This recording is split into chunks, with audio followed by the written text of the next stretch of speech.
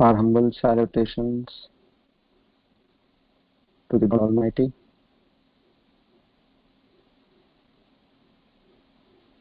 And we beseech in Him to make this knowledge a living experience for all of us. Our Sastanga pranams and salutations to the entire Guru Parampara. Om Tat Sat.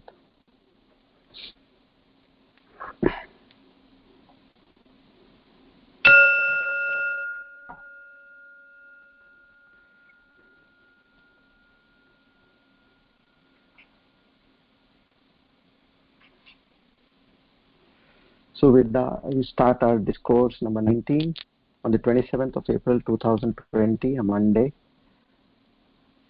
The Hindu calendar goes as follows. Sharvari Nama Samvatsara, Uttarayan, Vasanta Rutu, Vaishakha Mas, Shukla Paksh, and Chaturthi. It's the fourth day towards the Purnima.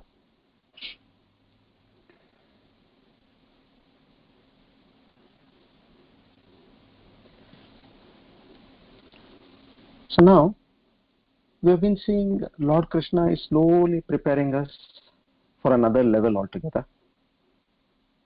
And that is, He knows that every jiva or a human being needs to have a decent amount of purity of mind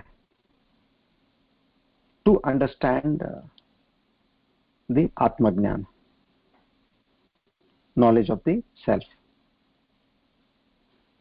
And with our limited resources, limited time, with each and every human being has, then how will he be able to gain so much of purity of mind, that is Chitta Shuddhi? So there he himself comes up with a remedy. And he says, you can convert your karma into karma yoga. And here he calls it as Buddhi Yoga. Buddhi Yoga means a person who is wise converts his karma on a daily basis, whatever he is doing. He is not doing anything different from earlier. So that person is called wise, and his karma becomes karma yoga. And there what does he say? He is basically asking us to dedicate the action at the feet of the Lord. Whatever you are doing, say that I am doing this for the love of my God, for the devotion to the Lord, for dedication to the Lord. See, this is nothing very different or difficult for us to do.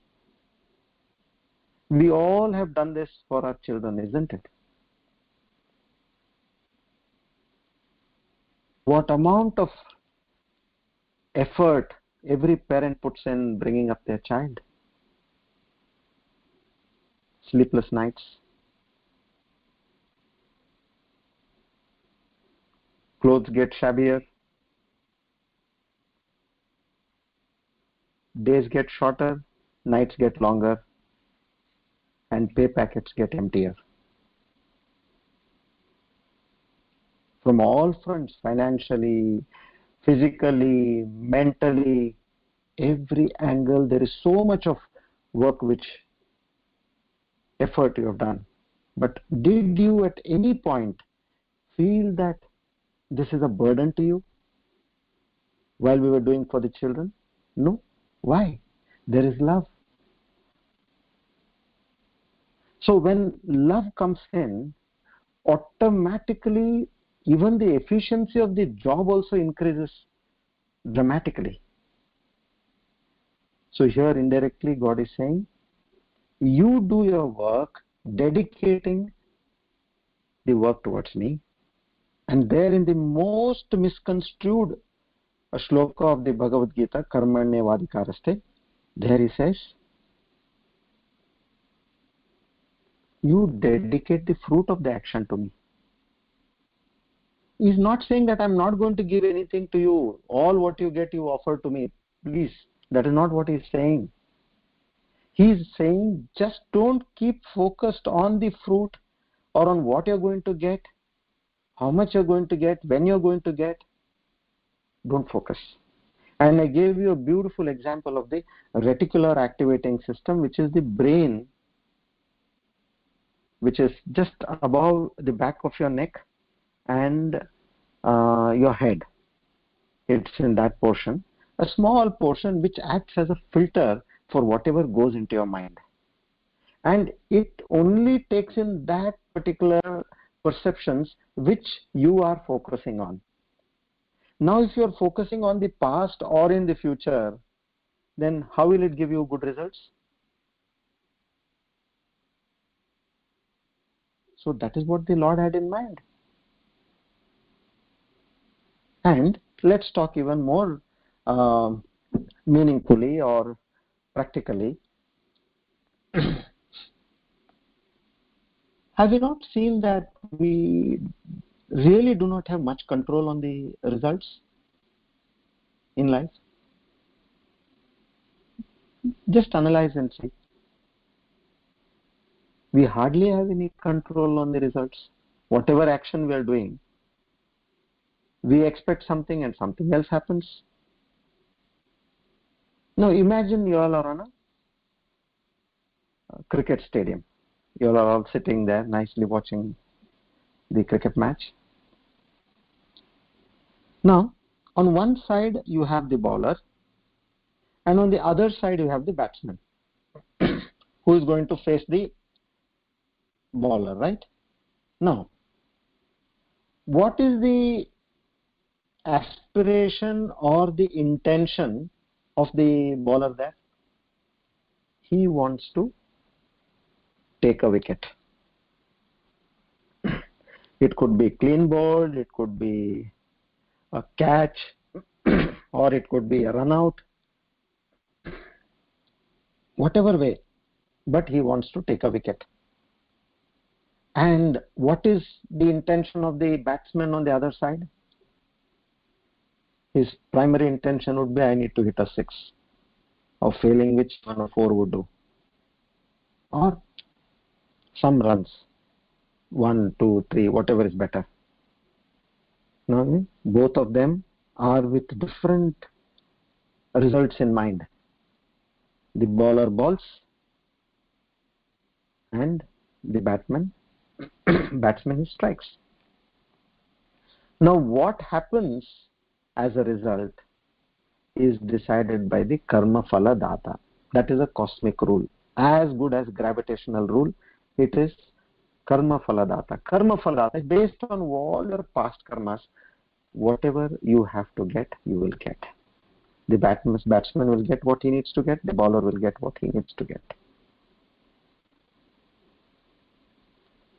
Oh, is it this way? Yes. Once we understand these subtle nuances of how the creation is, of how this law of karma works,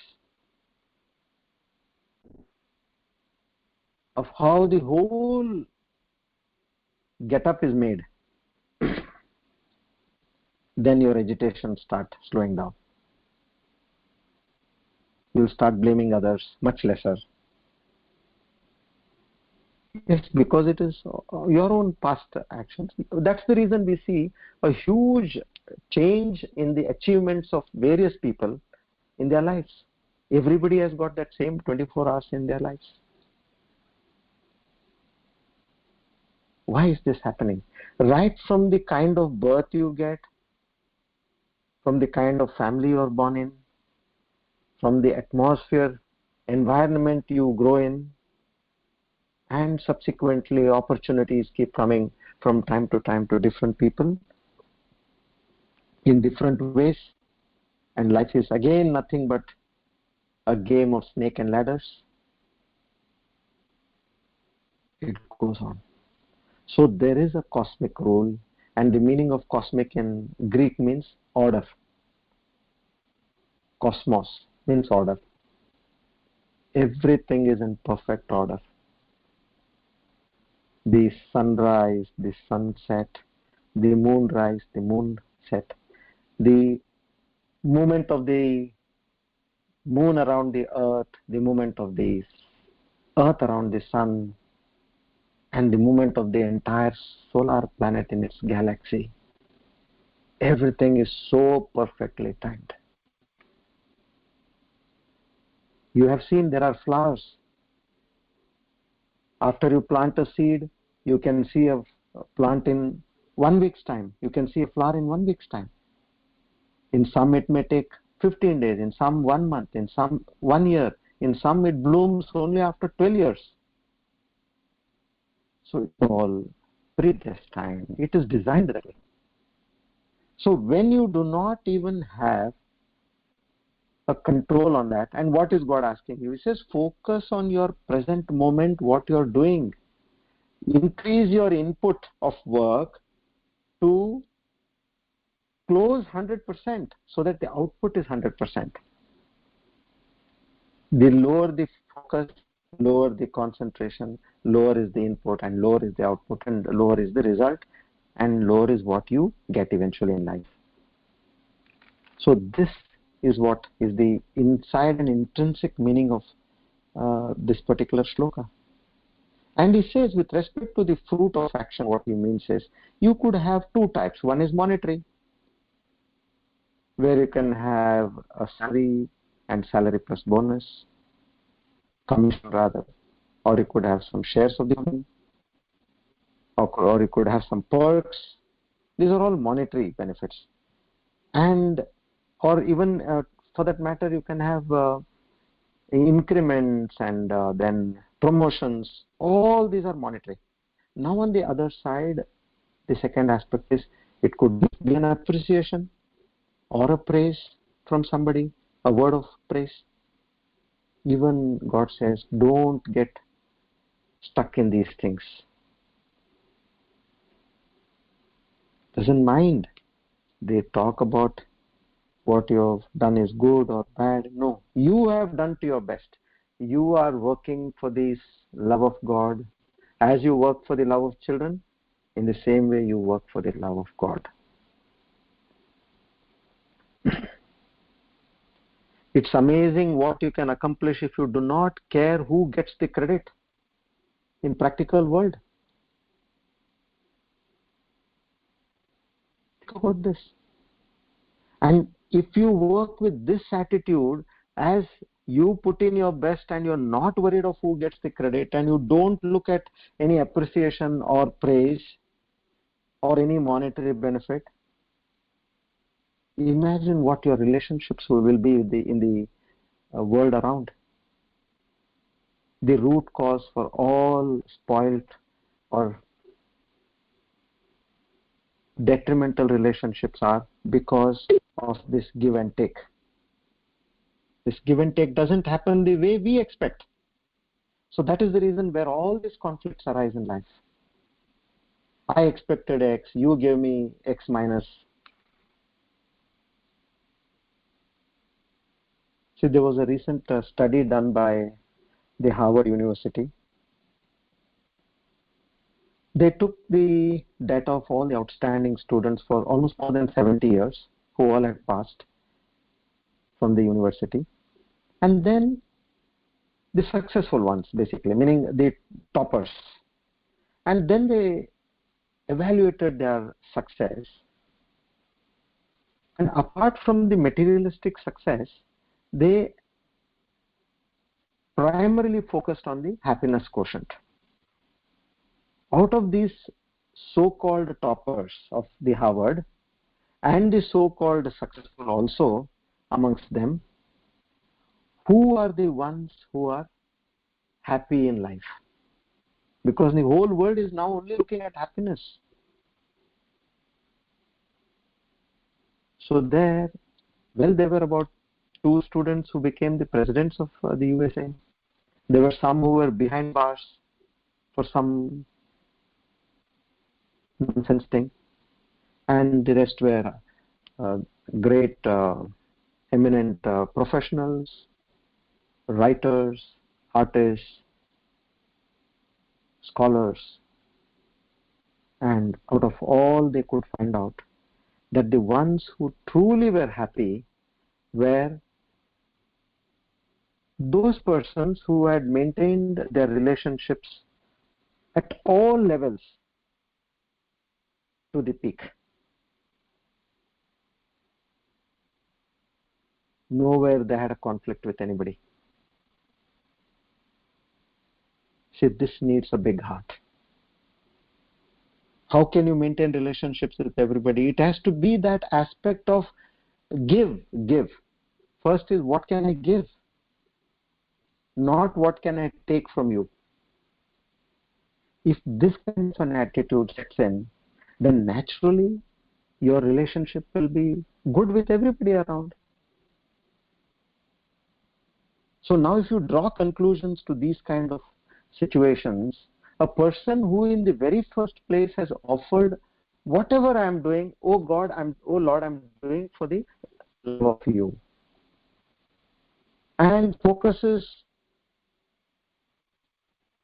minutely on the work he's doing without caring for who gets the credit or how much he gets for this, or whether will this person do so and so thing for him or not.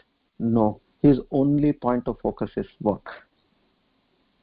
So on all fronts, such people emerge as successful and also happy people. This is what Lord He's telling us. We have not understood it in the right way. And most importantly, He says, my dear child, I'm going to give you that Chitta Shuddhi, because when you work with this attitude, there is enormous amount of punya you are gaining. You have dedicated the effort, the results of your action to me. And this punya, I will swap it to give you Chitta Shuddhi. And in turn, from that Chitta Shuddhi, you will be able to have a pure mind. And with that pure mind, you will be able to understand this Atma Jnana. Otherwise, they call this a wonder. Some people, even if they are told, they don't understand. That is a wonder. And why this knowledge doesn't soak into your mind? Like say we have, when you're sieving tea, you have the gauge, right? In that, what happens sometimes if there are impurities stuck, whatever tea you pour, it doesn't filter down. Tea or coffee, whatever it is. So then what you do? You slightly tap the gauge, or you put it under water and you cleanse it. So all those minute, smaller impurities which are stuck, once they go, then you start filtering. It just goes down to that without any problem. So in the same way, the knowledge which has to soak into our mind is not happening because the filter of our minds are stuck with impurities. And here the Lord says, you do this, very simple for you. You will be working also efficiently, you will be peaceful while you're working, you will be less agitated, no, you will be not agitated, you will have fantastic relationship with everybody, and at the same time you get the best of the results and happiness. So here he says, look at three things. One is the phala tyaga, meaning you are offering it as a worship. I'm not taking it, I'm not looking at the how much I'm going to get for this. Second is the karma tyaga, he says also. Don't look at this choice of work. When you're working, whatever comes to you, don't look that this is to my caliber, this is to my status. No, everything is worship of God. See, imagine today, what is our state? You may have tons of money, but what are you doing at home? If destiny and God wants to teach us a lesson, this is the best time to understand that all this is not in our hands. So do any kind of a work which comes with a smile on your face. Oh Lord, it is you who have told me to do this. I am doing it with all the grace. No grumbling face. No dejection. And the third thing he says, kartrutva tyaga. Kartrutva means that I am doing this. See, these all three are very important. You have to bear in mind, because when you are offering, you should know what you are offering to get the right impact. So, kartrutva means it is I am not the doer. Oh Lord, you are in me and you are doing this through me. Through this body, mind, intellect complex, you are getting everything executed.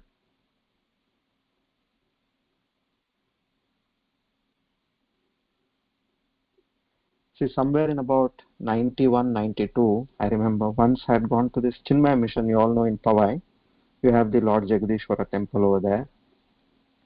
So evening there is an arti. I finished the arti, the bhajans, and while I was coming out, there was a notice board where several leaflets, pamphlets were pasted, which were talking about their programs and various other activities of the mission. At one place I read a very beautiful saying, and I made it a prayer, which is nothing other than this. See, sometimes when you are destined to get something good, it comes through somebody or through a situation or a circumstance. Now, like exactly as we are studying, I don't think we would all have met and done this divine journey without the current pandemic. It is a situation which we came. We are using it in the most versatile and resourceful manner. So likewise, I read that, and I immediately, next day when I went to work, I wrote it on my diary, the daily diary which we use for our business notes and minutes. It goes like this. Before doing any work, think that you're going to worship God. As you are doing the work, think that you are worshipping God. And after completing the work, offer it at the lotus feet of the Lord. I am an instrument only in your hands. And Om Tat Sat. So what happened here? It was exactly, and of course I didn't know all this then. So religiously, morning as you go, before you start your work, you open that book, you read that prayer, and in the evening while coming, you literally take your hands, and as you are holding flowers, offer it at the lotus feet of the Lord. Oh Lord, you have worked through this body, mind and intellect, and I am offering all that has been done today at your lotus feet.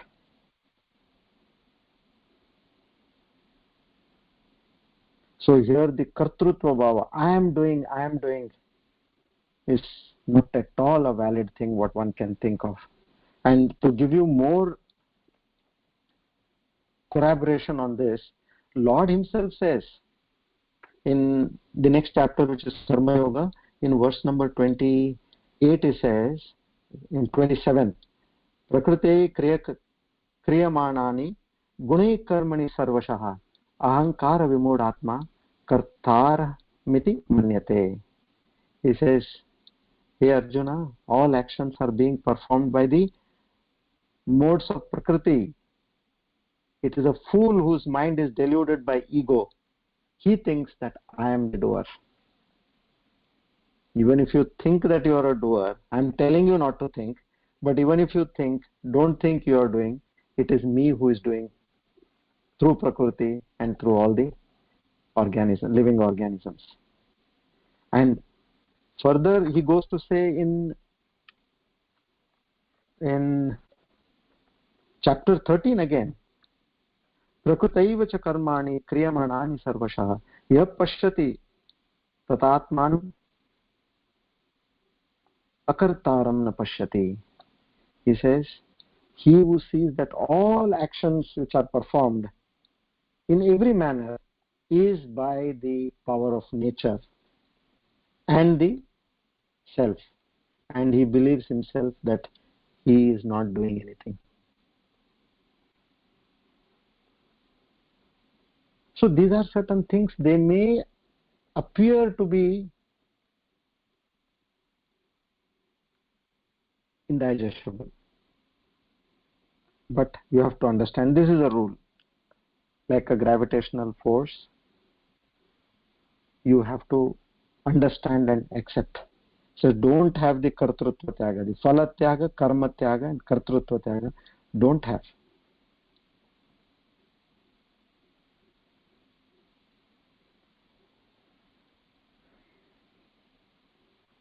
We move forward. Verse number 48. Can you all please repeat after me? Chapter 2, 48.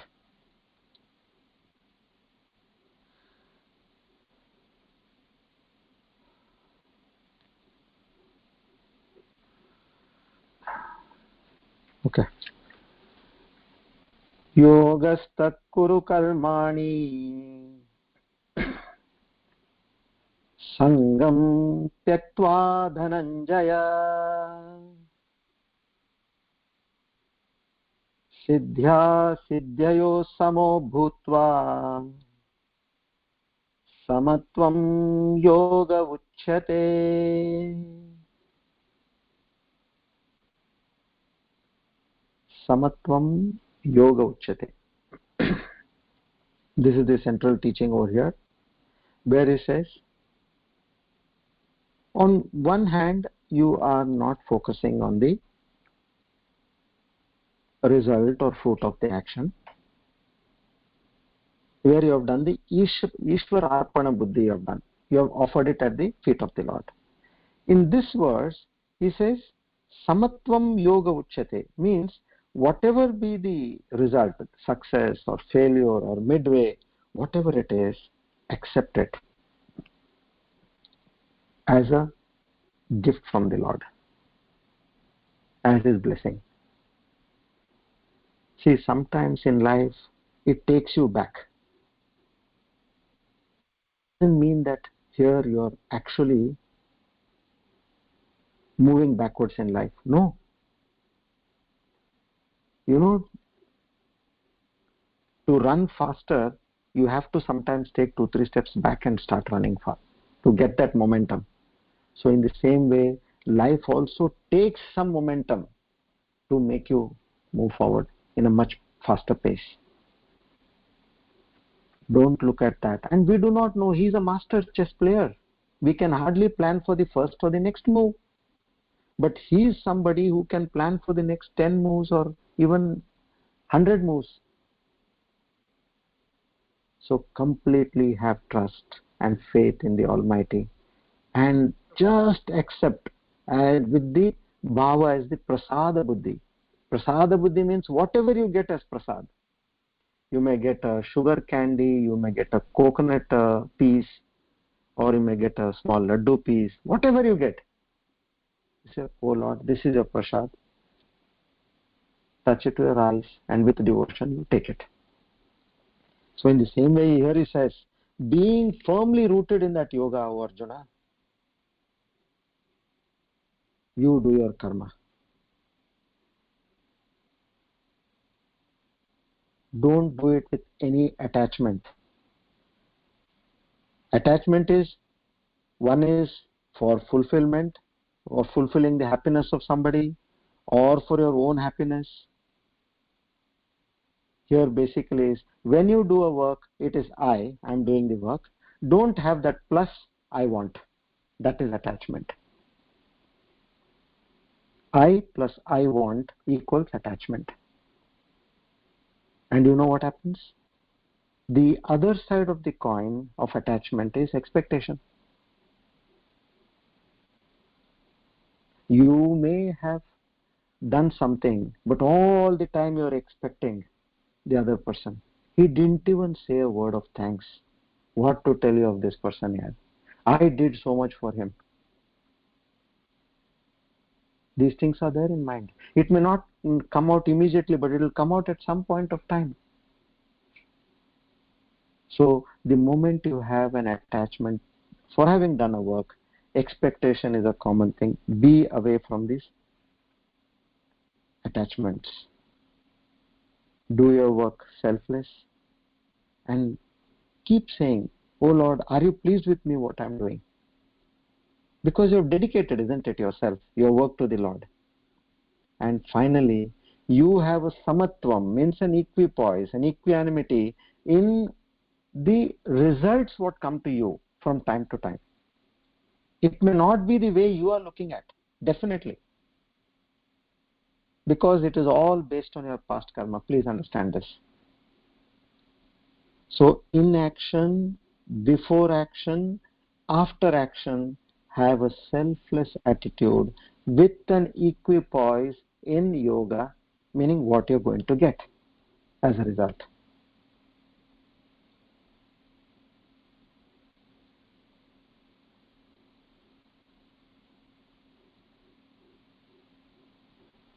You all must have heard of this Tanjore, Brihadeshwara temple in Tanjore. It's nowadays called as Tanjore.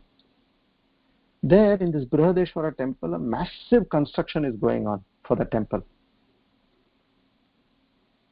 And the king Rajendra Chola, he goes and he tells his minister, go and find out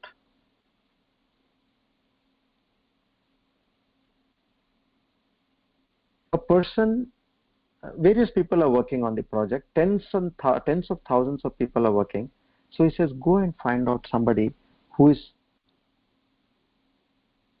doing it with dedication, because they know what is Gita and what is the Shastra. They know about it.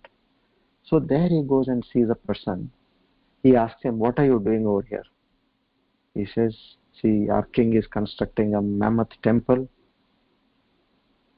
Some great yajna of the Lord is happening, and I am contributing in a very small way, where I am carving some statues over here. He does not say that I am working here as an artisan or as a sculptor. He says there is a yajna going on over here, which is done by my king, and I am just contributing for the love of God, as a worship to the Lord in this manner.